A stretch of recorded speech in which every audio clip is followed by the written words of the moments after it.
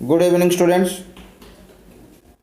इतः पूर्वं संस्कृत साहित्य अंतर्गते रूपकाणां संदर्भे रूपकाणां परिचय विधाय भासस्य रूपकाणि, कालिदासस्य रूपकाणि, भवभूतेः रूपकाणि, विशाखदत्तस्य, शूद्रकस्य, भट्टनारायणस्य च रूपकाणि कानि इति संक्षेपेण अहं दृश्यपटलमाध्यमेन प्रस्तुतं कृतवान् आसम्।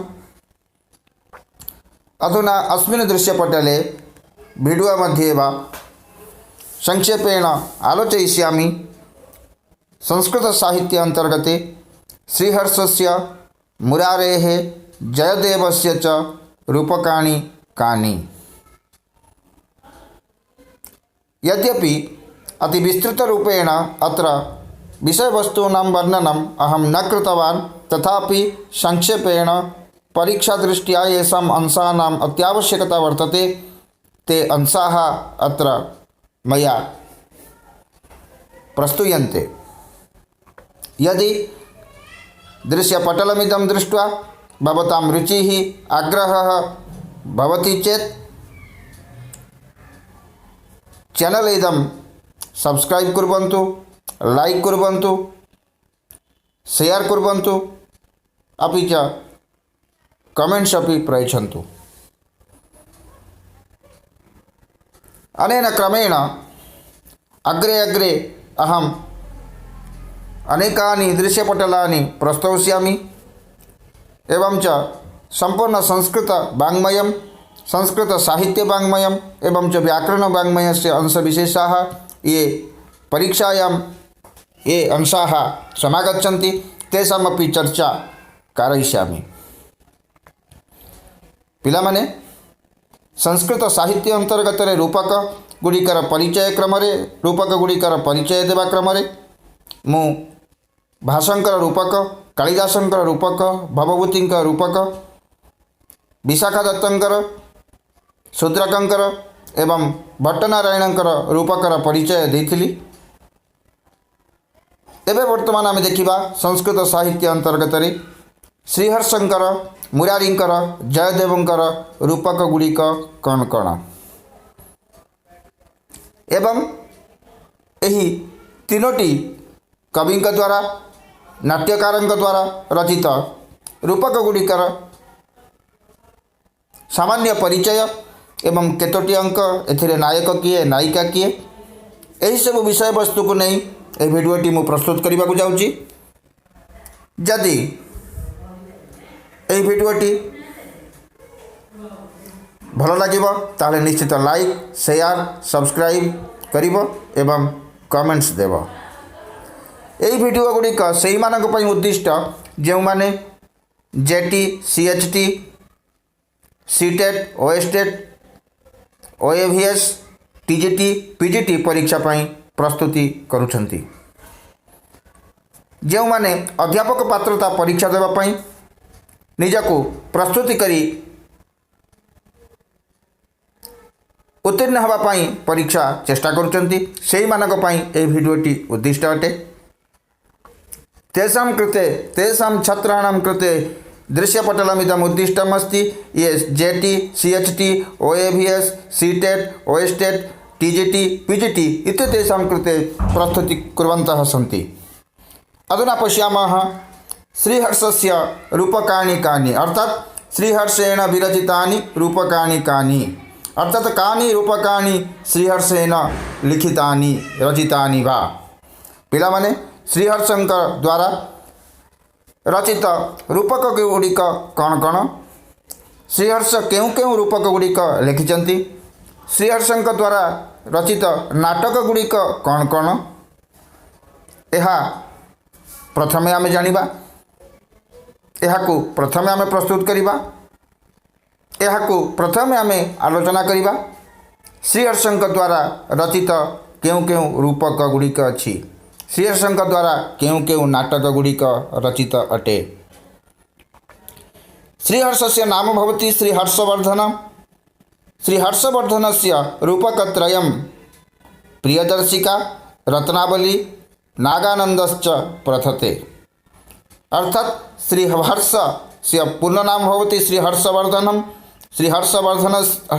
श्रीहर्षवर्धनेन रचितं नाटकत्रयं रूपकत्रयं वा किं किं प्रियदर्शिका रत्नावली नागानंद।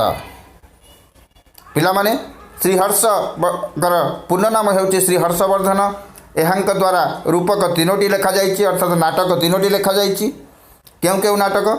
प्रियदर्शिका, रत्नावली आउ नागानंद। अर्थात श्रीहर्षवर्धन द्वारा तीनोटी रूपक अथवा नाटक रचित अटे। अधुना पश्यामः प्रथमतः प्रियदर्शिका अर्थात श्रीहर्षवर्धनेन रचितं प्रियदर्शिका रूपकमिदं, प्रियदर्शिका नाटकमिदं, प्रियदर्शिका श्रीहर्षवर्धन द्वारा रचित। प्रियदर्शिका श्रीहर्षस्य प्रथमा कृति विद्यते। इयम् एका नाटिका वर्तते यत्र वच्चस्य अन्तः पुरं प्रेमकथा वर्णिता अस्ति। अंगराज्ञः दृढवर्मणः सुता प्रियदर्शिका उदयनस्य वाग्दत्ता वधूरासीत्। तयोर्विवाहात् प्रागेव दृढवर्मा कलिंगराजेन वंजीकृतेति प्रियदर्शिका आरण्यकति कल्पित नाम्ना उदयन राजभवनं समागत्य नाना घटना परिवर्तनानन्तरं जाते परिचये राज्ञा परिणीता। अस्यन्तर्गते तृतीय अंकः गर्भांक नाटकत्वेन वैशिष्ट्यं भजते इति समीक्षकैः स्वीक्रियते। प्रियदर्शिका श्रीहर्षस्य प्रथमा कृतिरस्ति एवं नाटकक्रमे इयं भवति। इदं नाटकं नास्ति, इदं भवति नाटिका। अत्र वश्यस्य अन्तःपुरप्रेमकथा अत्र वर्णितमस्ति। मुख्यतः अन्तःपुरप्रेमकथायाः अत्र वर्णनं प्राप्यते। अंगराज्ञः दृढब्रह्मणः या कन्या अस्ति, सुता अस्ति, सा प्रियदर्शिका। उदयनस्य वाग्दत्ता वधू सा आसीत्। अनयोः विवाहात् प्रागेव दृढवर्मा कलिंगराजेन वंजीकृतेति प्रियदर्शिका आरण्यकति कल्पित नाम्ना उदयन राजभवनं समागत्य नाना घटना परिवर्तनानन्तरं परिचये जाते राज्ञा परिणीता। अर्थात राज्ञया साकं विवाहं कृतवती। अस्यान्तर्गते अर्थात नाटिकायाः अन्तर्गते तृतीय अंकः एव गर्भांक भवति। अतः गर्भांक नाटकत्वेन संस्कृत साहित्य जगति वैशिष्ट्यं भजते इति संस्कृत विद्वांसः संस्कृत समीक्षकाः स्वीकुर्वन्ति। पिलामाने प्रियदर्शिका जहाँको कि आम रूपक बोली कौचे, यह प्रकृत में प्रियदर्शिका हेउची गोटिए नाटिका। यही नाटिकाटी श्रीहर्षंकर प्रथम कृति, प्रथम रचना। एथिरे वश्यंकर अंतःपुर प्रेम कथा वर्णन करा जाइछि। अंगराजा हेउचंती दृढवर्मण, आंकर कन्या हेउचंती प्रियदर्शिका। आउ यही प्रियदर्शिका उदयनंकर वाग्दत्ता वधू थिले। यही दुई जनकर विवाह पूर्वर दृढवर्मा कलिंग राजांक द्वारा बंदी होई प्रियदर्शिका आरण्यक नामरे कल्पित उदयन राजभवन को जाइथिले एवं परवर्ती मुहूर्त रे उभयंकर विवाह होइथिला। यह वर्णित अटे। अनन्तरं पश्यामः रत्नावली रूपकम। रत्नावली रूपकटी को एवं देखा श्रीहर्षंक द्वारा रचित। रत्नावली श्रीहर्षस्य द्वितीय कृति अस्ति। अस्यां नाटिका 4 अंकाः सन्ति। नाटिकायां वत्सराज उदयनः राज्ञी वासवदत्तयोः प्रेमकथा वर्णिता अस्ति। उदयन सागरिकयोः प्रणयम् आधारीकृत्य पीतभङ्गेन दुरवस्थतां गमिता रत्नावली नाम्ना स्वयं अप्रक्षाप्य सागरिका नाम्ना उदयन राजभवने प्रविश्य तन्महिष्या वासवदत्तायाः दासी बभूव। रत्नावली श्रीहरिशंकर द्वितीय कृति अटे। एही नाटिकारे 4टी अंक अछि। एही नाटिकारे वत्सराज उदयन राणी वासवदत्तांकर प्रेम कथा वर्णित अटे। उदयन सागरिका उभयंकर प्रणय को आधारित करी पीतभंग द्वारा दुरवस्थिता को जाई रत्नावली नामरे नामित निजको नामित करी सागरिका नामरे उदयन राजभवन रे प्रवेश करी तांकर राणी वासवदत्तांकर दासी होइथिले सागरिका। एही प्रेम प्रणय को आधारित करी रूपकटी रचित अटे। अर्थात एही रूपकटीर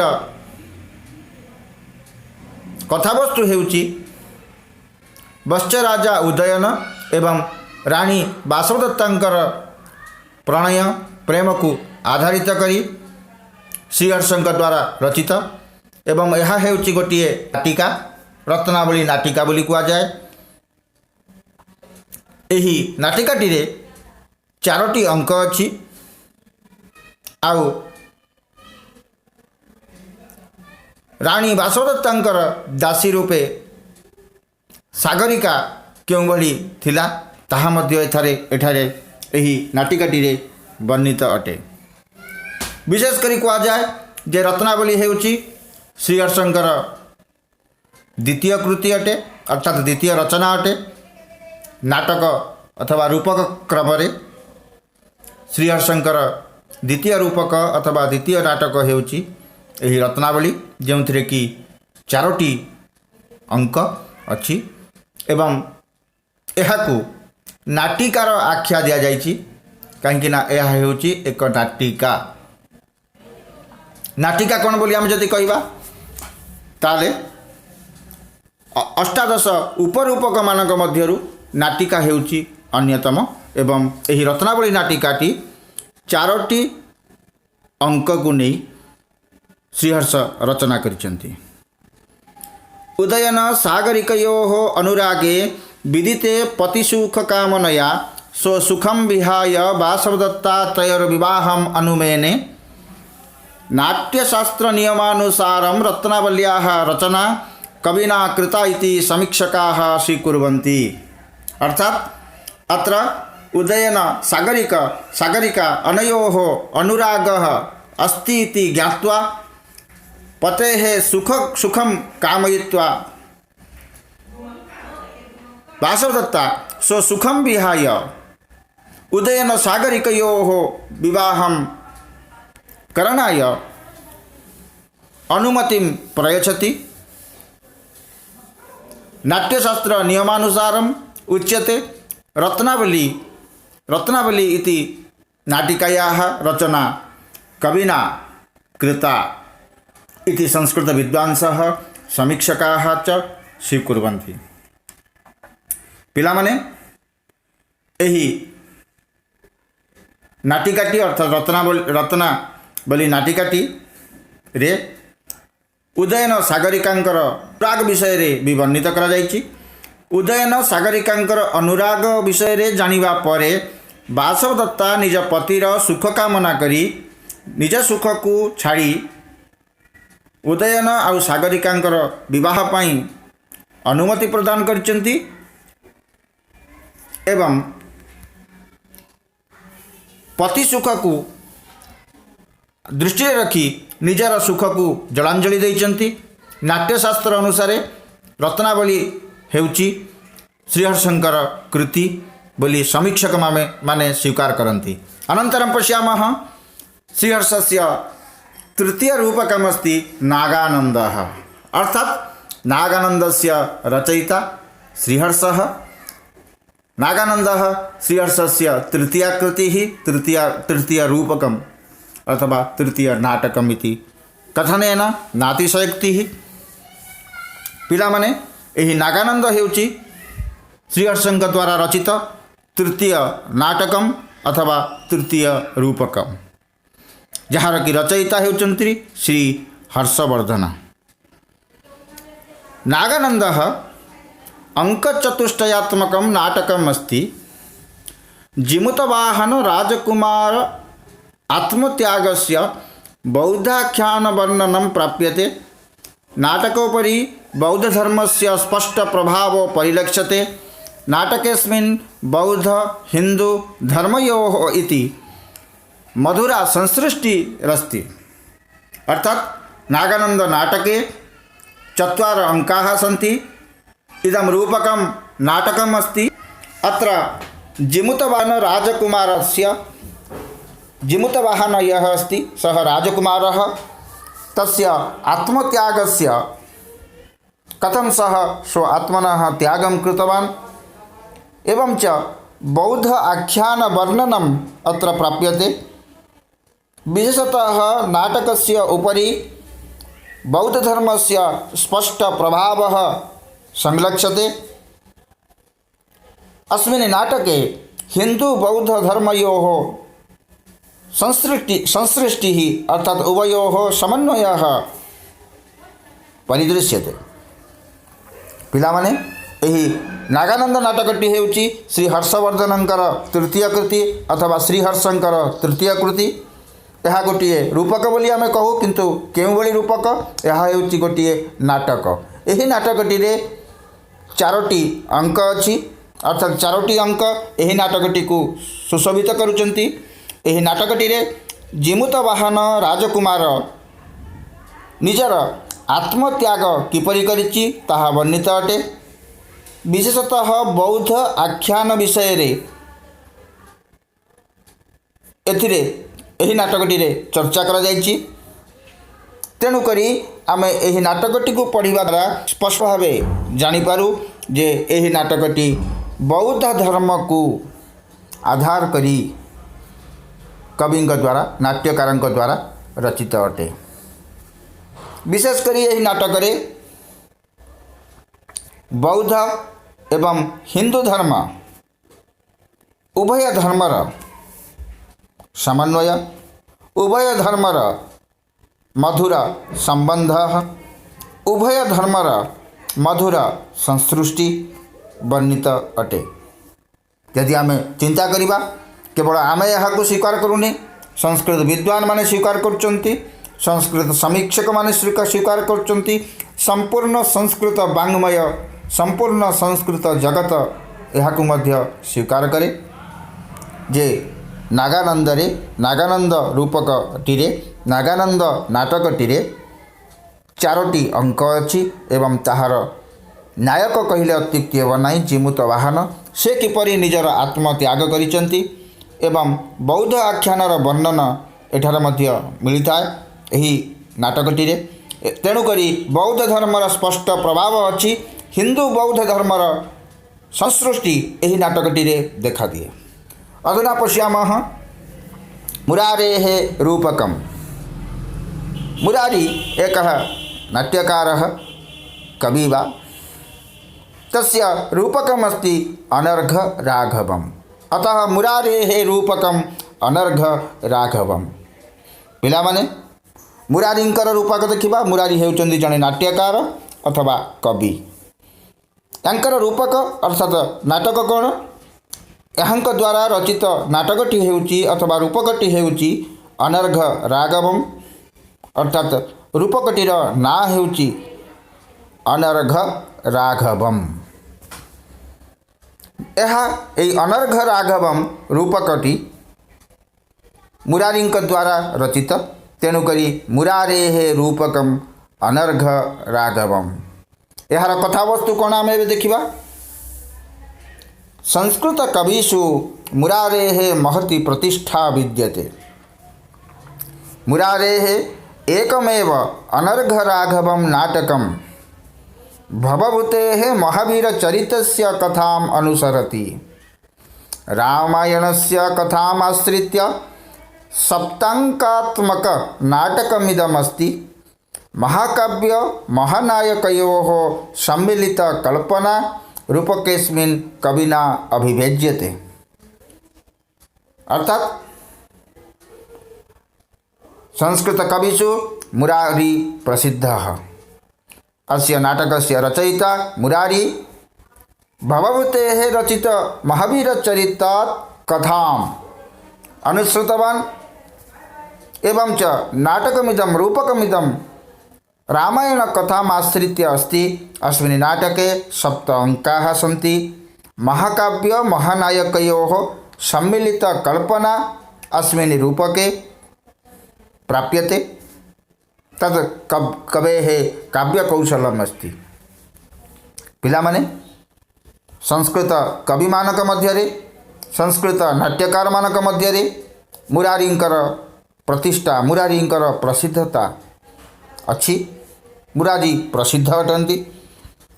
मुरारी कविंक द्वारा रचित नाटकटीर ना है अनर्घ राघवम। यही अनर्घ राघवटी को लिखापी अनर्घ राघव नाटकटी को लिखापी मुरारी कवि भवभूतिंकर महावीर चरितर कथा आश्रित करी यही अनर्घ राघव नाटकटी को अथवा रूपकटी को लिखिचंती। विशेषकरी रामायणर कथावस्तु को आश्रित करी अनर्घ राघव नाटकटी अथवा रूपकटी रचित अटे। यही नाटकटी रे अंक संख्या हेउची 7 अर्थात 7टी अंक यही नाटकटी रे अछि। महाकाव्य एवं महानायक महाकाव्य एवं महानायक यही दुईटीर अर्थात महाकाव्यर जो लक्षण अच्छी एवं महानायकर जो लक्षण अच्छी से दुईटी लक्षणर सम्मिलित कल्पना यही रूपकटी रे मिलता है अथवा यही नाटकटी रे मिलता है। जहाँकि कविंकर कौशल को अति स्पष्ट भावे अति निपुण भावे परिप्रकाश करुची एवं जहाँकि विद्वान माने संस्कृत अनुरागी माने संस्कृत समीक्षक माने स्वीकार करिसेंती जे महाकाव्य आउ महानायक यही दुई जनकर यही दुईटीर सम्मिलित कल्पना यही रूपकटी रे कविंक द्वारा अभिव्यजित अटे कविंक द्वारा प्रकाशित अटे। मु बारंबार कहूची यही नाटकटी प्रसन्न राघव रूपकटी अथवा प्रसन्न राघव नामक नाटकटीर रचयिता मुरारी मुरारी भवभूति द्वारा रचित महावीर चरितर कथावस्तु को नहीं यही नाटकटी को रचना करिसेंती। आउ यही नाटकटीर कथावस्तु रामायण कथा को आश्रित करिअछि अर्थात रामायणर कथावस्तु को आश्रित करी मुरारी कवि यही नाटकटी को रचना करिसेंती। यही नाटकटी रे अंक संख्या हेउची 7 अर्थात 7टी अंक रे यही नाटकटी रचित अटे।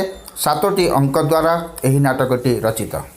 अधुना पश्यामः जयदेवस्य रूपकं। जयदेवेन लिखितं रूपकं नाटकं वा किम्? भवन्तः जानन्ति जयदेवेन एकमेव रूपकं लिखितवान्। एकमेव रूपकं लिखितं जयदेवेन। तस्य रूपकस्य नाम अस्ति प्रसन्नराघवम् अर्थात प्रसन्नराघवं जयदेवस्य रूपकम् अस्ति। जयदेवेन लिखितं रचितं वा प्रसन्नराघवम्। पिलामाने जयदेवଙ୍କ द्वारा गोटिए ही कृति गोटिए ही नाटक रचित अटे। यही नाटकटी रूपक अर्थात जयदेवଙ୍କ द्वारा रचित गोटिए ही ना हेउची प्रसन्न राघवम अर्थात प्रसन्न राघवम जयदेव द्वारा रचित।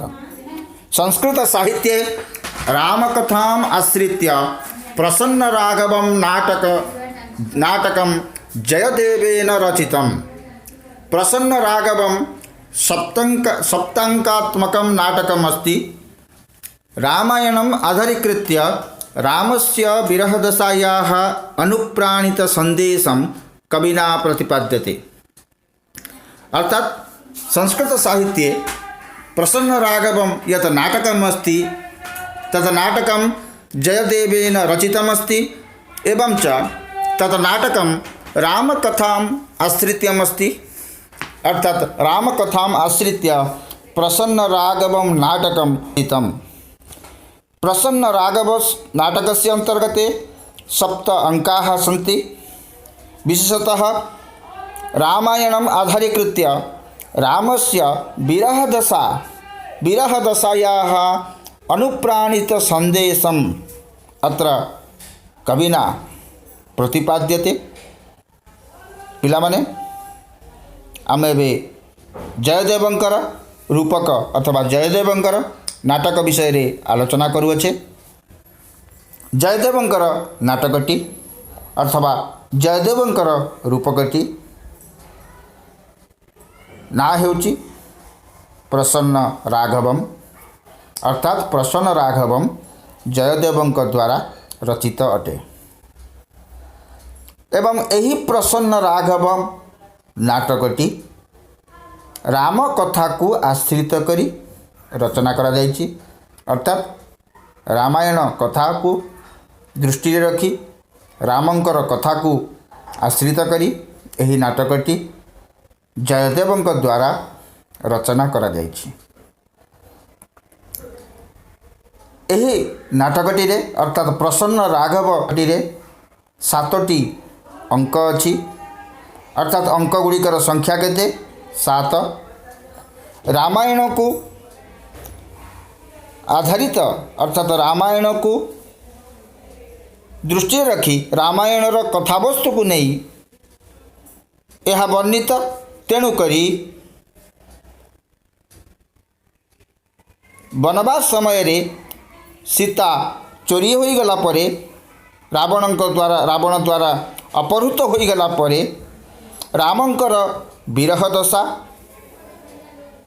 र अनुप्राणित संदेश कविंक द्वारा एही रूपकटी रे अथवा एही नाटकटी रे प्रस्तुत करा जाउछि अथवा कविंक द्वारा कवि जयदेवंक द्वारा प्रसन्न राघव नामक नाटकटी रे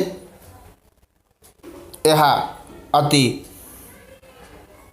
सुंदर रूपरे अति निपुण रूपरे अति मार्मिक रूपरे वर्णित। अर्थात रामायण को आधारित करी रामंकर जो विरह दशा थिला सेई विरह दशार अनुप्राणित संदेश को कवि जयदेवंक द्वारा एठी उपस्थापन करा जायछि। एही नाटक माध्यम रे एही नाटक माध्यम रे सामाजिक माननकु सहृदय माननकु दर्शक माननकु संदेश दिया जायछि।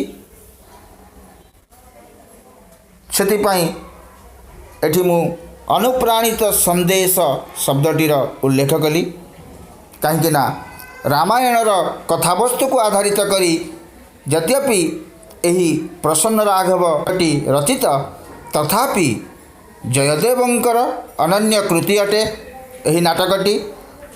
एवं एही नाटकटी 7टी अंक को नहीं रचित एवं एही नाटकटी रे रामंकर विरह दशार अनुप्राणित संदेश को कवि जयदेवंक द्वारा प्रतिपादन करा जायछि। अर्थात कवि जयदेव रामंकर विरह दशार अनुप्राणित संदेश सामाजिक माननकु पाठक माननकु दर्शक माननकु सहृदय माननकु मार्गदर्शन करिबा ब्याजरे एही नाटकटी को जयदेव रचना करिसेंती। यदि मोर भिडियोटी भल लगे ताहले निश्चित भावे लाइक करिवे, शेयर करिवे, कमेंट्स देवे एवं सब्सक्राइब करिवे।